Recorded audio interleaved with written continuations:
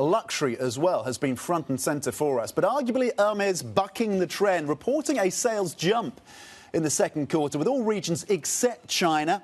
Once again, China back in these numbers, seeing double-digit growth. The Birkin bag maker is weathering the luxury demand slowdown better than its peers, thanks to its reliance on the wealthiest clients. Let's get more from Bloomberg's Angelina, who joins us, our EU luxury correspondent in Paris. Angelina, thanks so much for taking the time and joining us on the details around Hermes. Outperforming its rivals, what is it doing well? What is Hermes doing that the other luxury makers are not? Hi, Tom. Yes, indeed. So Hermes basically caters to the most resilient customer base, the really ultra high net worth individuals. So these clients typically they don't come back on spending when inflation hits, compared to other brands. So basically, the bright spots, overall in the second quarter they grew double digits. And most importantly, in their two biggest units, leather goods and ready-to-wear, they grew double digits. But there were pockets of weakness. Notably, Axel Dumas, the executive chairman, mentioned the aspirational customers are cutting back on the product category, for instance, of silk scarves. And we, as you said, the China is also the only region that didn't grow double digits. But overall, it was pretty positive. And also, he said that Hermes wasn't noticing any change in demand trends in the early, so far early this quarter.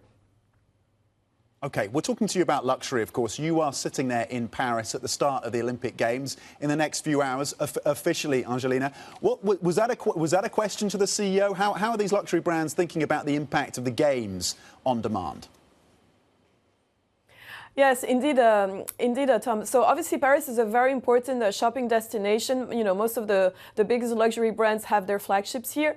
And he said that typically Olympic Games are not historically have not been good for local business, for the host cities. They started with Beijing, they started with London, and we know that, for instance, early so far in July, luxury hotels have been pretty much empty, with occupancy rates sometimes at 15%. So that tells you that basically the games tourism is not really the same as the normal luxury tourism, and it's been very difficult to get around Paris. Very difficult to go from one bank to the other. So typically, he said that he hopes that in the current quarter, other regions of France, notably the French Riviera, will help compensate for the loss of business in Paris.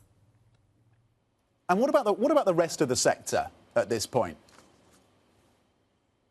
The rest of the sector, I mean, pretty much we're still seeing a polarization between the strong brands and the weaker brands. However, the surprise in this set of results was that the luxury giant LVMH missed estimates. Its biggest units, which houses Louis Vuitton and Christian Dior, grew by only 1%, which was about half of what analysts were estimating.